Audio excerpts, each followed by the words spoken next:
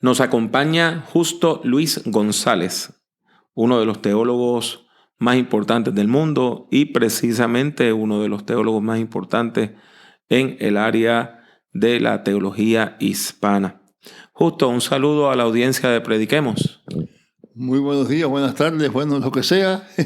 Dios les bendiga mucho, me alegro de poder conversar con ustedes y espero que algo de lo que digamos el Señor lo use para bendición de todos.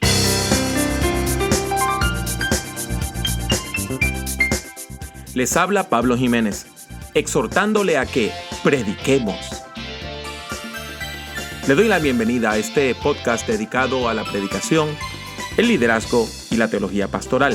Esperamos que el tema que tenemos para el día de hoy sea de gran edificación a su vida. Justo, ¿puedes decirnos un poquito acerca de ti? Primeramente, ¿de dónde vienes? ¿Cuál es tu trasfondo? ¿En qué te has destacado en estos 2 o 3 años que llevas en el mundo de la teología? Bueno, primera cosa, yo me crié en una familia en la cual repetidamente decían que quien se alababa mucho a sí mismo decía no tiene abuela. Porque la que se supone que hable de uno, lo bonito que uno es, lo inteligente que uno es, lo grande que uno es la abuelita. Y si uno tiene que hablar mucho de sí mismo es porque no tiene abuela. Así que ahí me enseñaron que uno no debe hablar mucho de sí mismo. Y por eso se me hace difícil contestar esa pregunta. Pero déjame empezar que yo me crié en un hogar cristiano, evangélico. Mis padres, los dos eran evangélicos. Los dos predicaban, mi papá más que mi mamá. Se dedicaban a la educación también. Y ese fue el trasfondo en que me crié.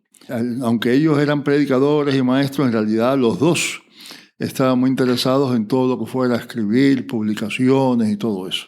Detrás de mi papá, en la mesa del comedor, había un mueble donde había en el medio una Biblia y a un lado el diccionario de la academia y al otro lado la gramática de la academia. Y ahí siempre estaban mi papá y mi mamá, que los dos eran autores. Mi papá era novelista, mi mamá era profesora de literatura y había escrito una serie de libros de escuela primaria sobre español y sobre ortografía. Mi otro tío era corrector de pruebas, que estaba casi siempre allí. El otro tío escribía escribía programas para anuncios, era lo que llaman advertising, ¿no? Se dedicaba a escribir ese tipo de cosas. Así que las conversaciones casi siempre tenían que ver con cómo se dice, cómo se escribe, qué quiere decir esto, qué dijo fulano, etcétera, etcétera. El juguete nuestro, mi hermano y yo, el principal juguete que teníamos, era una cosa que ya no existe, que eran las placas del linotipo. El linotipo era una máquina que había 5 o 6 generaciones antes de las computadoras o los ordenadores de hoy, que era una máquina de escribir, pero que llevaba junto a ella un tanque grande de plomo derretido. Y según se iba escribiendo, aquello iba haciendo una línea. Y la máquina misma la alargaba para que quedara justificado. Y entonces todas esas líneas se ponían dentro de una caja y esa caja era la página que se usaba entonces para imprimir. Y así se hacían los libros hasta que llegaron el offset primero y después todas estas cosas. De manera que mi papá era editor de un periódico también. Así que yo en mi casa lo que yo tenía, no teníamos mucho dinero para comprar muchos juguetes. El juguete mío principal era 3 o 4 cajas que teníamos debajo de la mesa, de la cama, de líneas de linotipo, de plomo. Por eso me salí yo tan raro, porque dicen que el plomo afecta a la mente. Bueno, pues eso fue lo que me pasó a mí.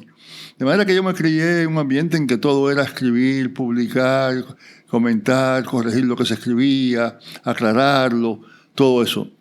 Mi esposa dice que yo, en lugar de sangre, tengo tinta. Y también dicen muchas veces que yo nunca he tenido ningún pensamiento que no se haya publicado. Y yo le contesto que yo he publicado muchas cosas que no las he pensado. Pero por ahí vamos. Ese es mi trasfondo. Me crié en ese ambiente, yendo a la iglesia toda la vida. Y de ahí para adelante pues podemos seguir la historia si te interesa. Pero ese es el trasfondo de niño, ¿no? de la juventud, mis primeras memorias. ¿Puedes decir una palabrita sobre tu papá y tu mamá? Don Justo González, padre, era una personalidad en Cuba. Bueno, mi papá, no solamente en Cuba, mi papá fue uno de los líderes de una revolución que hubo antes de la revolución de Fidel y contra Batista y todo eso. Una revolución cubana contra otro dictador de nombre Machado, y él fue uno de los líderes de eso. Así que en ese sentido tenía un lugar político. Pero es interesante porque cuando le ofrecieron a él, después de que el grupo de él ganó, que qué trabajo él quería en el gobierno, qué posición quería, le ofrecieron ser secretario de Educación, secretario de Agricultura. Y dijo, no, yo lo que quiero es que en el Departamento de Agricultura me pongan una oficina que vamos a llamar la Oficina de Divulgación. Y yo lo que me quiero ocupar es reunir a todos los científicos cubanos que saben de plantas, animales, de producir mejores vegetales, todo eso. Hablar con ellos y entonces traducir eso de manera que los campesinos puedan leerlo y puedan usarlo. Y todo el trabajo de esa oficina siempre fue eso, ¿no? Yo me acuerdo de tener en casa, venían a esos famosos ictiólogos que hablaban de todos los peces de Cuba. Pero entonces hablaban después de cómo criar los peces en lugares de pescado, de cómo, qué otros productos se podían sacar del pescado, bueno, un montón de cosas, que todo eso era para que la gente, los pescadores, pudieran aprender esas cosas. Así que ese fue el ambiente en que me crié. Después que mi mamá era profesora de literatura y también directora de una escuela muy buena, una escuela privada de gente rica, a la cual mi hermano y yo pudimos ir no porque pudiéramos, sino porque la directora era mi mamá. Así que íbamos gratis, ¿no? Pero fue una educación excelente. Y entonces quiere decir que cuando después que vino la revolución y ellos salieron de Cuba, se fueron a vivir a Costa Rica, donde organizaron un movimiento que se llama Alfalit, que viene de alfabetización y literatura, que se ha esparcido por toda América Latina y ahora también está en África, en la península ibérica, en los Estados Unidos, etc. Y es un trabajo que combina la alfabetización con la evangelización, con la organización de comunidades, con higiene, todo ese tipo de cosas. Justo, ¿cómo llegaste a la fe de Jesucristo? Ya sé que te criaste en un hogar cristiano, pero ¿cuándo fue el momento donde esa fe se volvió algo personal? Bueno, yo era un muchacho, yo adolescente, había estado en la iglesia toda la vida, me sabía los sermones ya de memoria, no porque los oyera mucho, porque muchas veces me quedaba dormido y pensaba otra cosa, pero me sabía los sermones de memoria. Y un día, bueno, en la escuela que yo estaba en ese momento, que ya era una escuela del gobierno, de estudiantes de lo que llamaban bachillerato allí, ¿no? Todo el mundo me hacía comentarios porque había muy pocos protestantes, ¿verdad? Y me llamaban Calvino, me llamaban Lutero, yo qué sé qué más, apodos.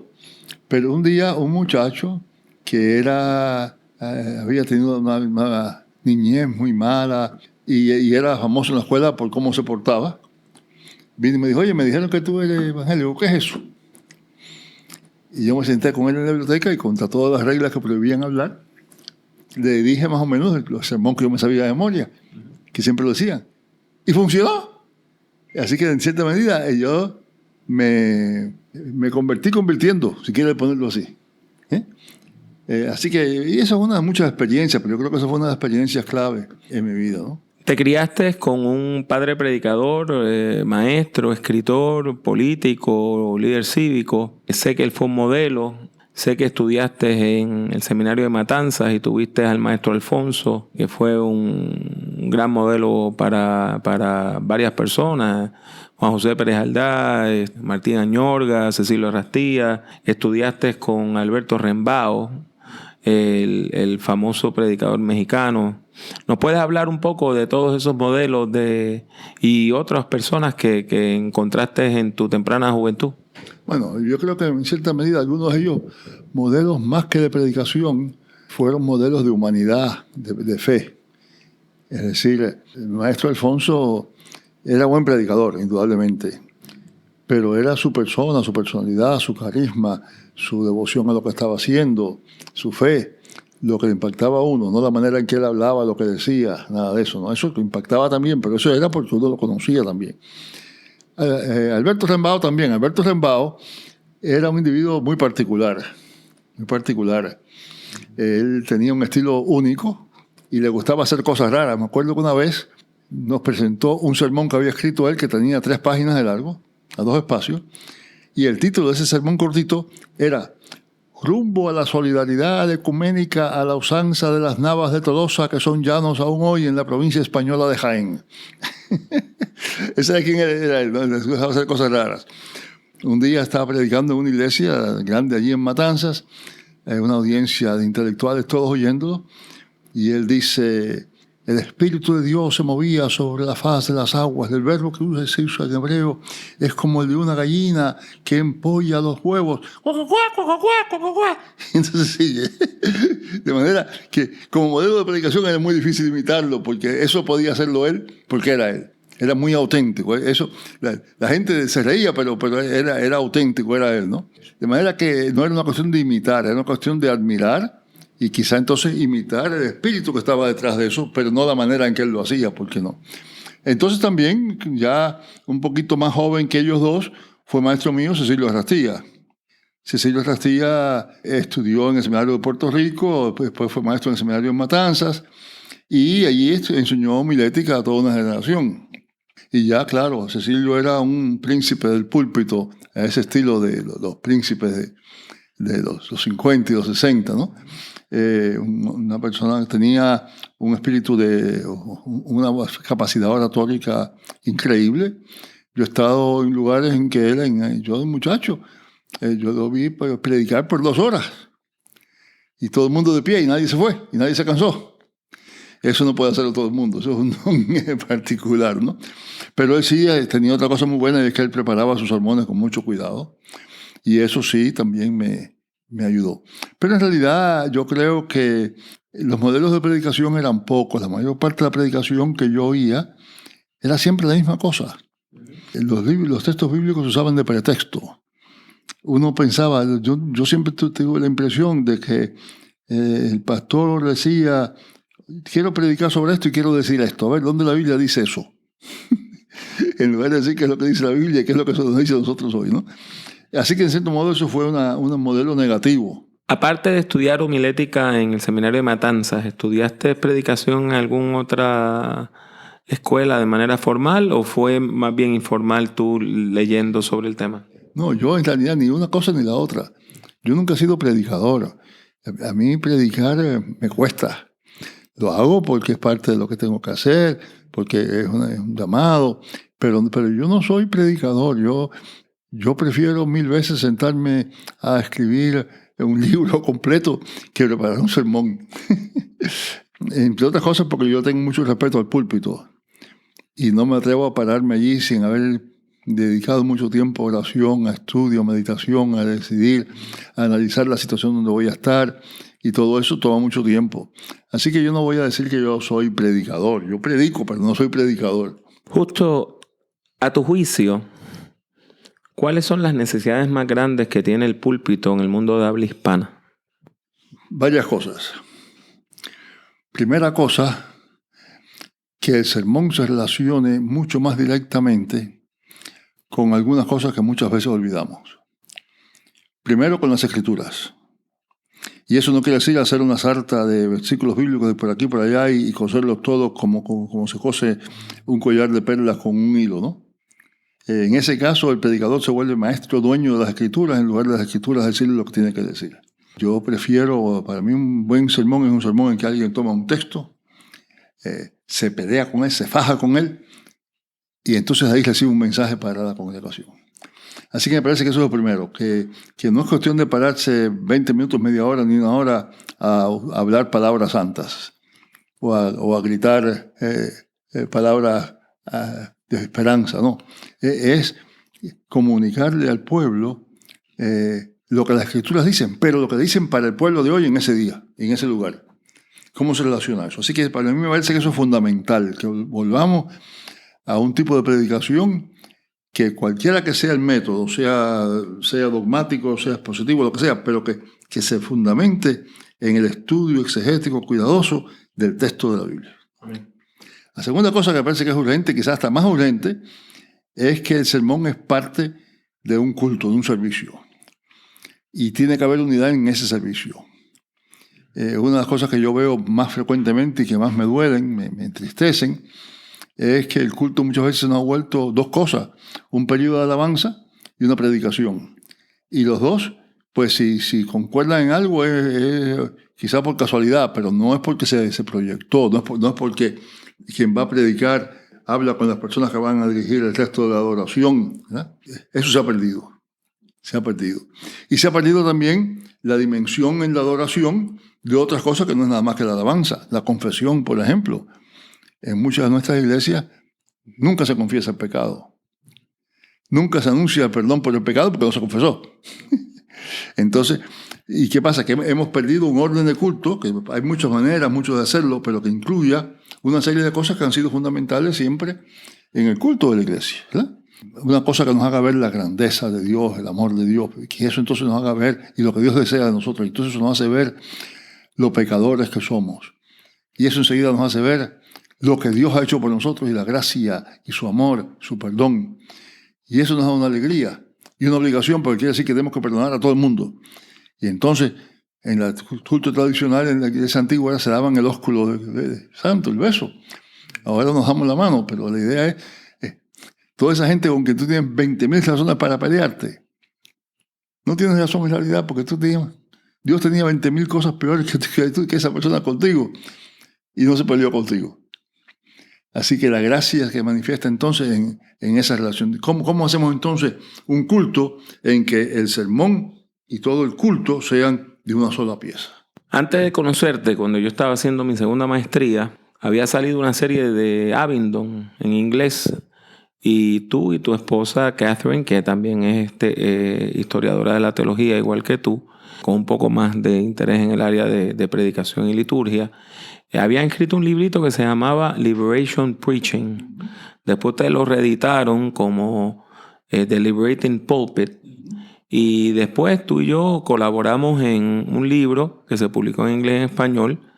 En español se llama Manual de Homilética Hispana, publicado por CLIA. En inglés se llama Púlpito, An Introduction to Hispanic Preaching, publicado por Abingdon. También has publicado varios otros ensayos y capítulos sobre el tema de la predicación. ¿Nos puedes hablar un poco acerca de ese primer libro de Liberation Preaching? Tú hablas ahí de tus primeras experiencias predicando en inglés en Estados Unidos y dándote cuenta de tu latinidad. ¿Nos puedes comentar un poco de eso? Sí, bueno, hay una historia que yo cuento en ese libro y que es verdad. Yo tendría unos 7 o 8 años, creo, cuando me acuerdo que era Jueves Santo y el pastor predicó sobre la negación de Pedro. Y claro, llegó al lugar donde le dicen, tú eres uno de ellos, ¿verdad? Le dicen a Pedro. Y entonces el pastor se preguntaba, ¿por qué lo sabían?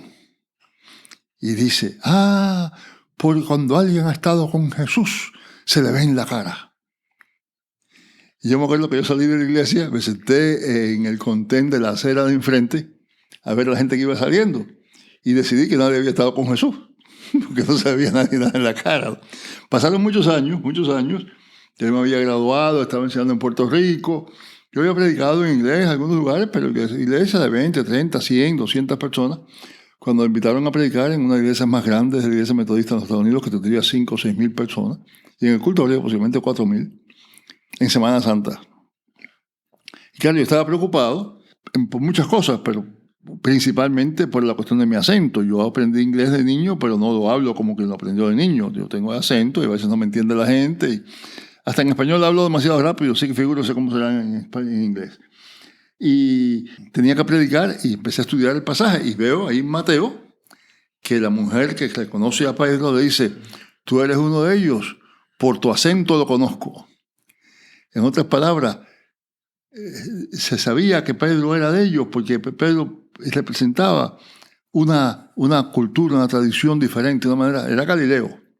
Y esta gente de acá son gente de Judá, vamos a decir esa palabra, vamos a decir judeos, no judíos porque todos eran judíos, pero judeos, gente de Judea. Y ahí surge entonces un conflicto, ¿verdad? Y entonces ir ahí a leer toda la historia de la pasión y ver cómo parte de la historia de la pasión es precisamente esa lucha entre los judeos que siempre han dominado la región de Israel y todo eso, y este grupo de galileos ahora que entran a la ciudad como que vienen con el nuevo rey y todo, y ahí viene entonces el conflicto.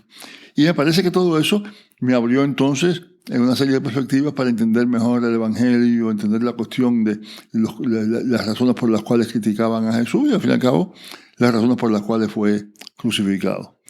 Así que son varias historias, muchas de esas historias así, ¿no? Hay otras, bueno, muchas de ellas. Una de las cosas que te destacan, Justo, es que tú formaste parte de esa generación de pioneros.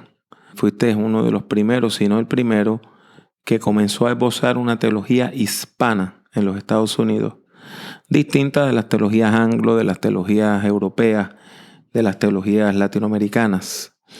¿Nos puede hablar un poquito de ese comienzo de esa teología hispana? Y, por ejemplo, la publicación de apuntes, que fue muy importante como revista teológica.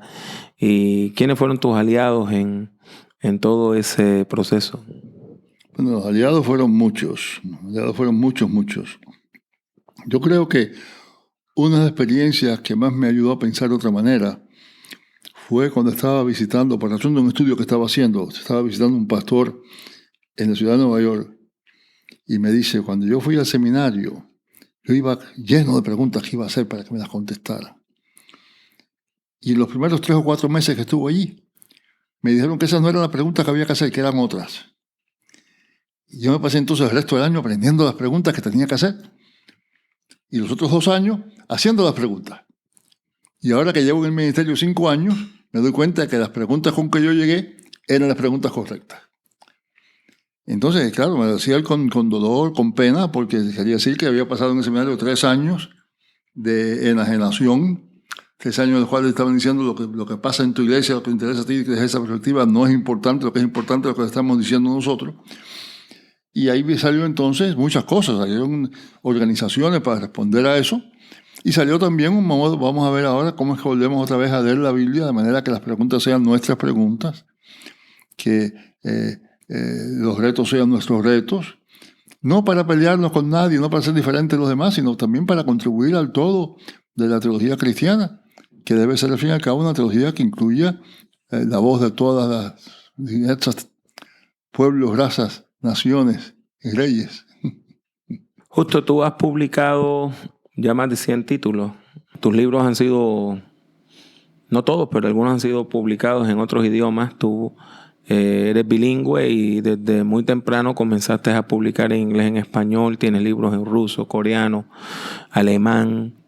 Sigues escribiendo. Hoy me enseñaste un libro nuevo, me dices que viene otro muy pronto. ¿Le puedes recomendar a nuestra audiencia unos cuantos, 3, 4, 5 libros que tú entiendes que sean fundamentales para las personas que están estudiando, las personas que están practicando el arte de la predicación y cómo relacionarla con la teología cristiana? Yo no sé, eso depende de quién sea la persona y cuáles sean sus intereses, ¿no? Yo, repito, yo he escrito algunas cositas sobre predicación, pero la mayor parte de lo que yo he escrito tiene que ver con estudio bíblico y con historia de la iglesia, historia de las doctrinas, del pensamiento cristiano, un poquito de historia del culto. Yo no sé ni por dónde diría que empezara. Me parece que lo que yo podría contribuir a un predicador que quiera leer algo mío no sería tanto sobre lo que yo diga sobre cómo predicar, sería más bien algo sobre la teología y sobre el estudio bíblico y demás, ¿no?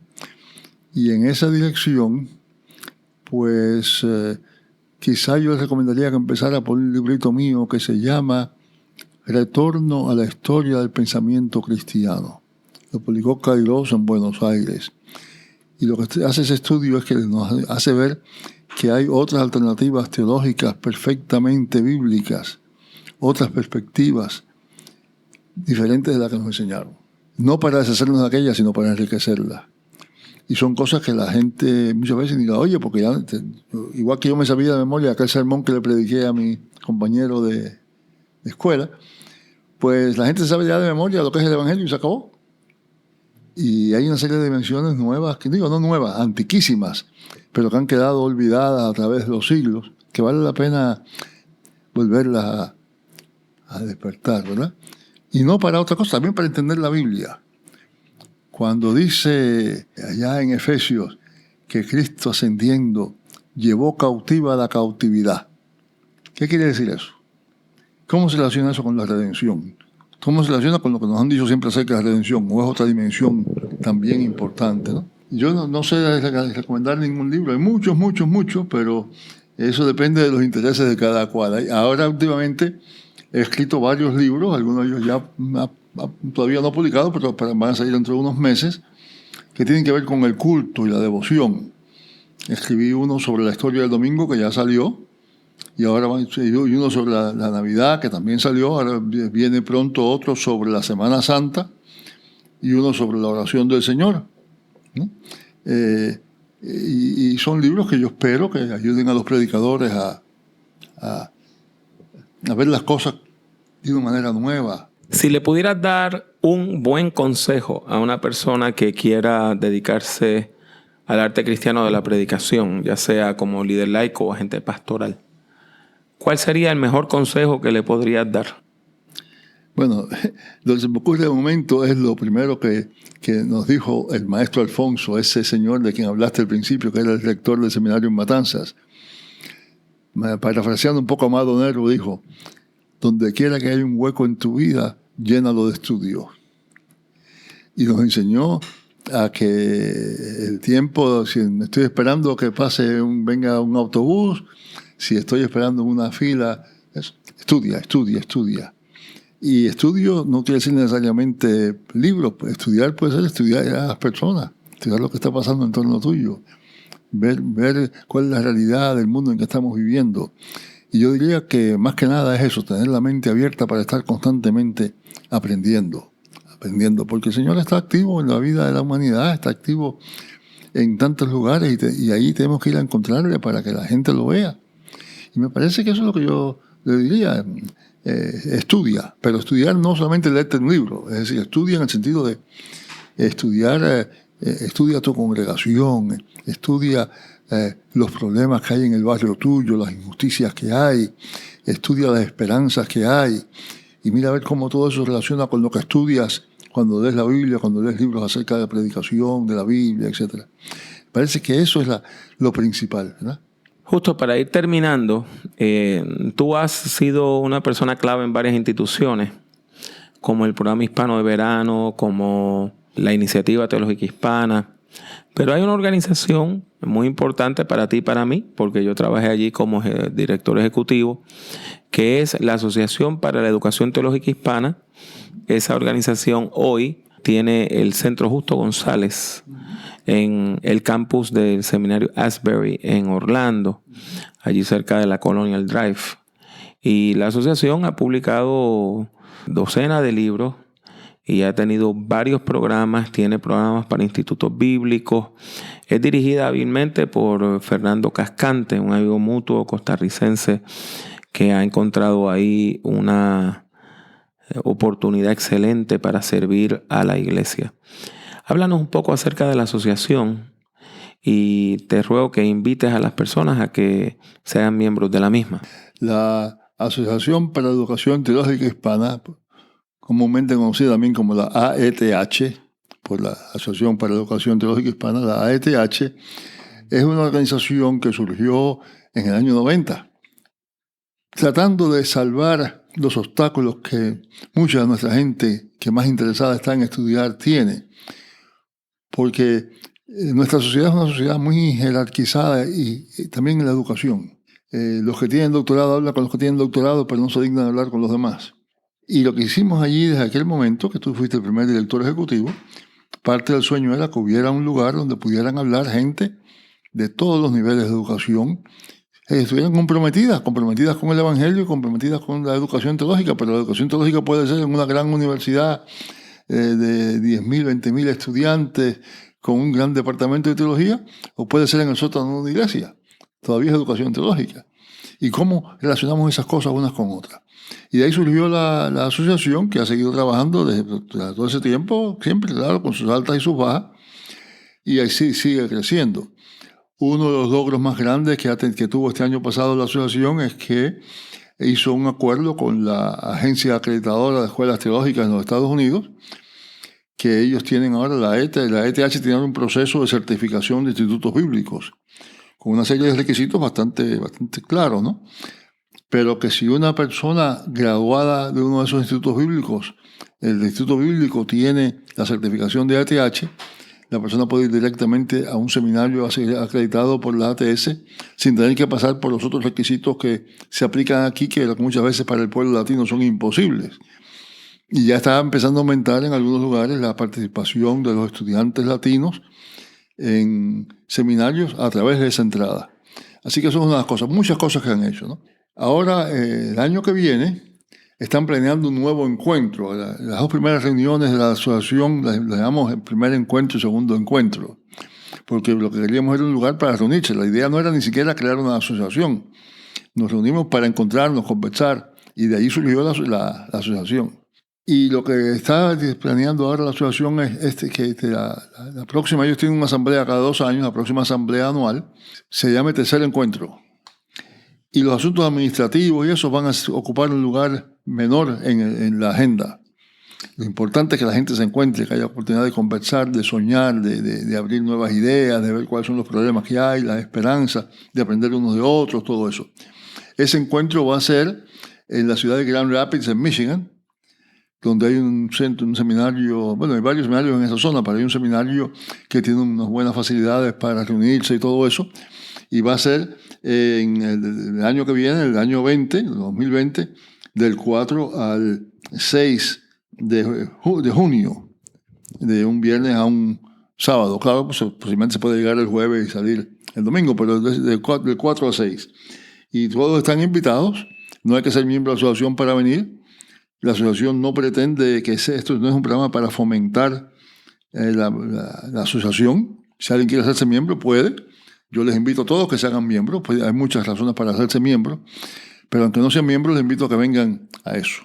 En cuanto a hacerse miembro de la asociación, muchas veces la gente me pregunta ¿qué beneficios tiene? Bueno, tiene muchos beneficios, pero el principal beneficio es ayudar a otras personas que tienen los mismos problemas que tenemos nosotros. En otras palabras, no es que yo voy allí porque me van a dar esto, sino voy allá para llevar, para contribuir, para participar y para que todos trabajemos juntos. Hay membresías institucionales, hay seminarios, institutos bíblicos, escuelas, iglesias que son miembros institucionales y hay membresías individuales también. Todo eso se puede ver en www.aeth.org.